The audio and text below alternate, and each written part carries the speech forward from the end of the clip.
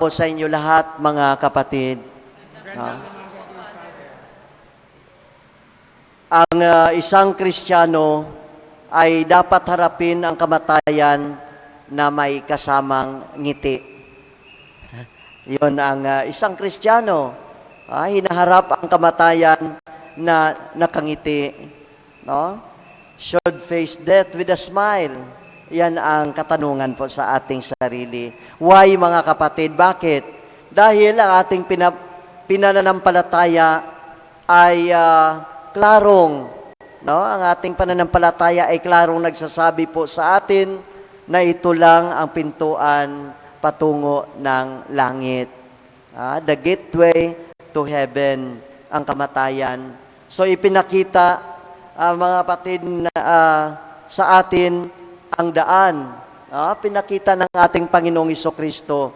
Namatay siya, nabuhay, at bumalik sa Ama sa langit.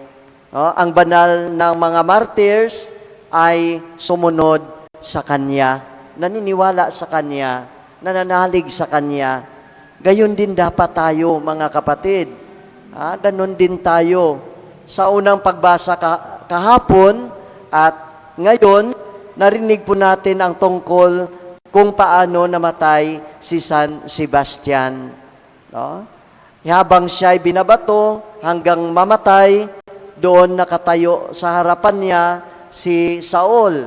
No? At later on, pinalitan ang pangalan niya na Pablo. No, siya ay nagpapahintulot na gagawin ito kay Esteban at sa iba pang sumusunod sa Panginoong Hesukristo. Ngunit, hinarap ni Esteban na walang takot ang kamatayan. No? Hanggang mamatay nga, sabi, ang nakakita parang anghel. Nakasmile na ang kanyang face, no? Ang kanyang mukha ay parang nasa kalangitan na, no? Parang anghel. So, ipinagdasal pa niya nga ang mga bumabato sa kanya, ang pumapatay sa kanya. So, mayroong kasabihan din na the blood of the martyrs is the seed of Christianity. Totoo yun, mga kapatid. Tama yun.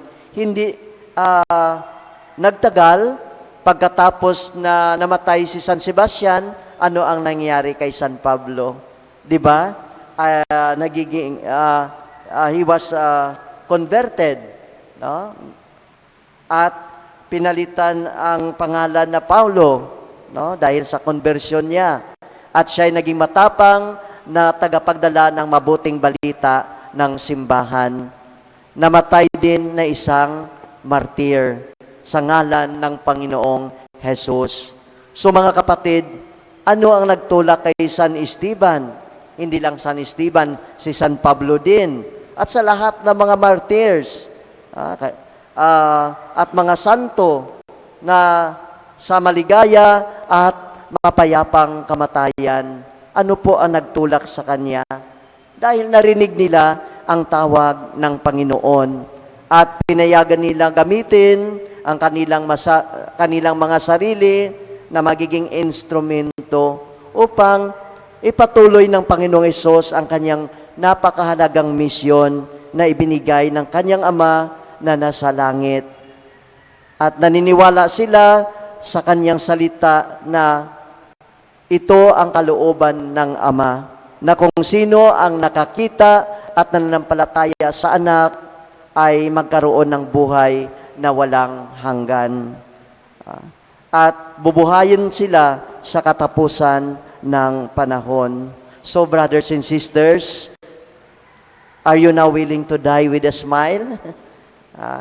Walang takot? So, ipagpatuloy lang natin, mga kapatid, gawin ang kalooban ng ating Panginoong Jesus. Yes, kahit ikaw ay malaking kasalanan, no? Kagaya ni Pablo, kagaya ni San Esteban, kagaya ni Maria Magdalena, no? Kagaya ng isang santo natin, San Agustin, at dami pa, no? Ay maging banal sa biyaya ng Panginoong Hesukristo na siya'y tinapay na nagbibigay buhay. Maniniwala lang tayo sa Kanya, mga kapatid. Manalig mananampalataya lang sa ating Panginoong Hesus. Dito siya ngayon, no? Siya ang tinapay na ating tatanggapin upang tayo rin, mga kapatid, ay maging kagaya din ni San Esteban. No? Pagiging matapang na witness ng ating Panginoong Hesukristo sa henerasyon na ito. Amen.